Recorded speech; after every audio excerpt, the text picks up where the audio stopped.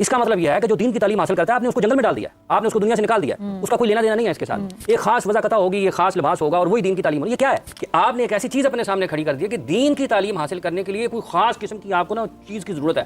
آپ جامعہ میں جاتے ہیں، آپ کو ہر شعبے کے بعد لکھا ہوا نظر آتا ہے کہ طلب العلم علی فریضۃ علی کل مسلم و مسلمہ. تو لازم نہیں ہے کہ ہر کسی نے فزکس پڑھنی ہے، بایو پڑھنی ہے، آپ نے کچھ پڑھنا ہے لیکن دین تو سب کے اوپر فرض ہے. وہ تو ہر پیدا ہونے والے جس نے کلمہ پڑھا ہے، جس نے کہا لا الہ الا اللہ محمد رسول اللہ، اس کے اوپر لازم ہے. اللہ نے قرآن میں کہا ان اللہ اشتری من المؤمنین انفسهم واموالهم بان لهم الجنہ. تو کس دنیا میں بیٹھے ہیں؟ کون کہتا ہے کہ دین کی تعلیم جو ہے اس کے لیے آپ کو الگ جانا پڑتا ہے؟ پکڑے ان لوگوں کو جو الگ کر رہے ہیں دونوں کو، جو ظلم اس ملک کے ساتھ اور اس ملک کے 25 کروڑ لوگوں کے ساتھ اور اس کے پیدا ہونے والے بچوں کے ساتھ جو ابھی دودھ پی رہے ہیں، جو ابھی اپنی ٹانگوں پر چلنے کے قابل نہیں ہیں، جو ان کے ساتھ ظلم روا رکھا جا رہا ہے، اس کے لیے کس نے کھڑے ہونا ہے؟ کیوں آج کا جو یونین کونسل کا ناظم ہے یا جو ٹاؤن ناظم ہے، جو ضلع ناظم ہے، کیوں آج کا ممبر پارلیمنٹیرین جو کہ صوبائی اسمبلی کا ممبر ہے، ایم پی ہے یا پھر ایم این اے قومی اسمبلی کا ممبر ہے یا سینیٹر ہے یا وزیر اعظم ہے یا صدر ہے، کیوں وزیر اعظم ہاؤس میں ایوان وزیر اعظم میں جو مسجد ہے اس میں وزیر اعظم بیٹھ کے خطبہ نہیں دیتا جمعے کا؟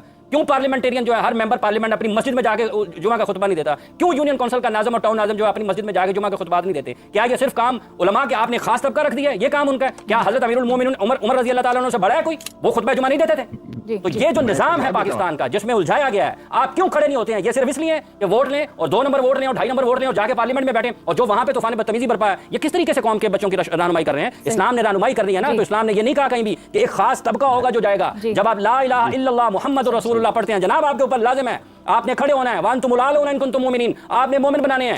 اس لیے یہ جمعہ کا خطبہ نہیں دیتا کیونکہ اس کو جمعہ پڑھانا آتا ہی نہیں ہے، اس لیے جمعہ کا خطبہ نہیں دیتا. تو پھر ہمارے قائد تو نہیں ہو سکتے، ہمارے لیڈر تو نہیں ہو سکتے. کیا آپ مجھے بتائیں جس فورن سسٹم کو، جس ایلین سسٹم کو، جس امپورٹڈ سسٹم آف ڈیموکریسی کو اس ملک میں صادر کر دیا ہمارے اوپر، جس کا دین ابراہیمی سے ڈائریکٹ متصادم ہے، جو اس ڈیموکریسی کے سسٹم کے ووٹوں سے یہ ان پڑھ لوگ ہمارے اوپر مسلط ہوتے ہیں، جن کو جمعہ تو جمعہ کلمہ پورا نہیں ادا کرنا آتا ہے. اس چیز کو تسلیم کرنا پڑے گا. جمعہ تو آپ نے بہت جامع گفتگو کر دی ہے، یہ تو کلمہ پوری طرح نہیں پڑھ سکتے. ان سے اگر یہ پوچھ لیجیے کہ قرآن پاک میں صورتیں کتنی ہیں تو یہ پریشان ہو جائیں گے کہ یہ سوال بھی آنا تھا کبھی عوام میں سے ہمیں. یہ ہمارے ڈیموکریٹک سسٹم جو اسلام سے ڈائریکٹلی متصادم سسٹم ہے، اس کی پیداوار ہے اور یہ اس جوہلا کے ٹولے کی پیداوار ہے جو ان کو ووٹ دیتا ہے، جو ہمیشہ قرآن پاک کے مطابق جاہل ہمیشہ زیادہ تعداد میں ہوں گے اور زیادہ تعداد میں ہونے کے جہالت کے کانسیپٹ کو ہم نے جمہوریت بنا کے اپنے اوپر صادر کر دیا. ایک بھی شخص نہیں اٹھتا اس بات کو، ایک بھی پڑھا لکھا عالم سمجھدار جو سو کالڈ ہمارے علماء ہیں وہ نہیں اٹھتے یہ بات. ابھی ہم نے آیت پڑھی هل يستوي الذين يعلمون والذين لا يعلمون کہ قرآن کہہ رہا ہے کہ علم والوں کو آپ جاہلوں سے کمپیئر نہیں کر سکتے. اور یہاں پہ 51 جاہل جو ہیں اگر ووٹ دے دیتے ہیں تو 49 پڑھے لکھے ضائع ہو جاتے ہیں، ان کی زبان ہو جاتی ہے. کیونکہ جمہوریت کا کانسیپٹ ہی یہ ہے کہ اللہ تعالیٰ عقل اسلام کو کہہ رہے ہیں کہ اکثریت کی طرف مت جانا، اکثریت